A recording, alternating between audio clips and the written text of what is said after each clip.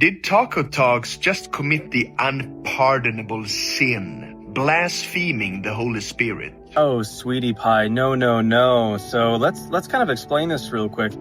See, what you bring up about Acts chapter 17 is you're trying to make the claim that these guys who are worshiping an unknown God, where they said, we don't know who this is, but we're having this just in case. That's very different than someone having a very different God that is not an unknown God. It is a specifically named God. So specifically them saying like, hey, this is Zeus, which we can see has way too many commonalities with other ancient pagan gods, like Baal, for example, which we're even told that Baal is Satan. Literally, that is Satan. Beelzebub. Jesus confirms in Mark 10, I believe it is, that is Satan. So Beelzebub being the actual transliteration of Baalzebub, that is literally talking about a specific demon being Satan, the king of the demons. Okay, so Taco is now going to list religions that, according to Deuteronomy 32, worship Satan. And of course, this is a very ignorant reading of the text, because the chapter speaks about those who once knew God but abandoned God to worship not Satan but demons. If you have a false god or a false gospel, then you are worshiping Satan as a byproduct. This is why every religion in the world that is not biblical Christianity is in fact devil worship. Roman Catholicism, Mormonism, the Jehovah's Witnesses, Hinduism, Taoism, Eastern Orthodoxy. Now, of course, I know that Mormons and Jehovah's Witnesses have a different understanding of Christ's divinity. Now, as you just said right there, where you're trying to be a little cute and delicate, you said that the Jehovah's Witnesses and the Mormons, that they have a different understanding of the divinity of Jesus. But the problem is that different understanding is they say something completely and totally wrong about him, creating a false version of him, and therefore they create an idol that they blasphemously call by the name Jesus. That's the problem with it. Where if I told you that Jacob was a 6-year-old blonde girl who had a weird infectious disease on her left ear, you would say, oh, obviously he's not talking about Jakob Wendesten. He's talking about a very different child who somehow has a similar name. That's a very, very different person. And so if you have a very different person, for example, with the Mormons, who teach that Jesus isn't the eternal God. In fact, they don't believe in an eternal God. They believe that there are a massive, unlimited amount, a pantheon of other gods in this massive realm of different universes and different worlds, and that God is just the God of this earth, and that God created Jesus. He created him, not that Jesus is God, but that he created Jesus by having intercourse with Mary, according to Brigham Young's. That is a very different and false Jesus.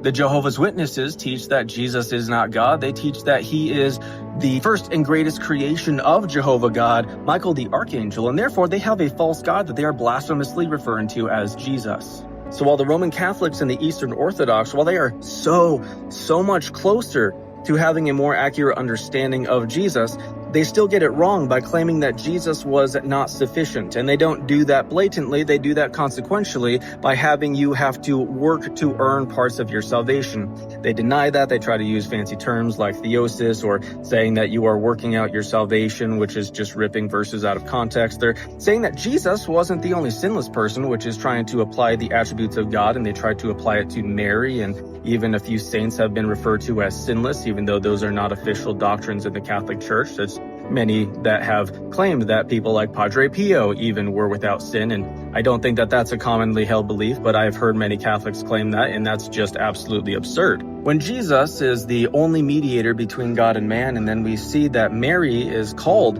a mediator, that she is a co-mediatrix, we see that that's obviously not a reliable or true depiction of what the Bible teaches, and that would reduce the sufficiency of Jesus, meaning that Jesus is not going to be that sacrifice that is going to be sufficient in all of these different capacities, but it's going to be spreading that sufficiency out into other characters, other people, other beings, and that is no longer going to be the same God as the one revealed in the Bible, who is fully sufficient. So whenever they have a false Jesus, they don't have the real Jesus, and therefore they don't have the Father also. This is plainly written in the Bible.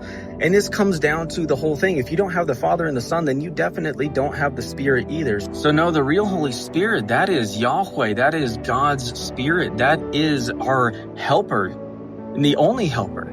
Because we see in the Roman Catholic Catechism that it gives that title of helper and it applies it to Mary. But Jesus did not apply that to anyone besides God himself in the person of the Holy Spirit.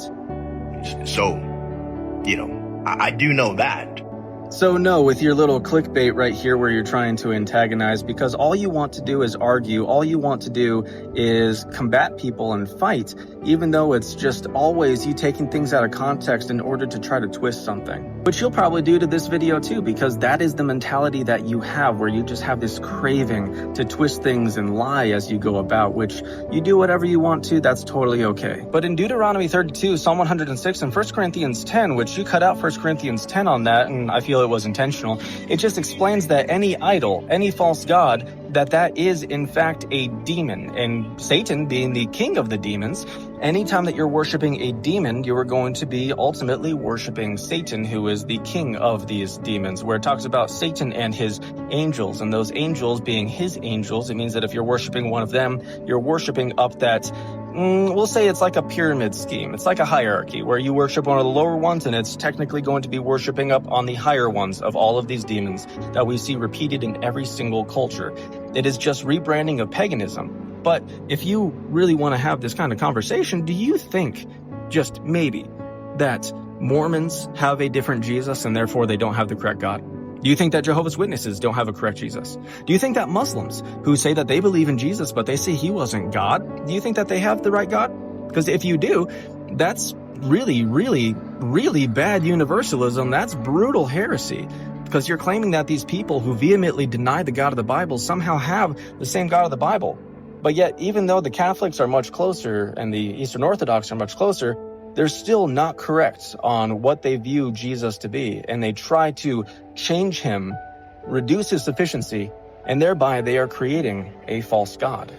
And they blasphemously call him by the name Jesus, which is taking God's name in vain.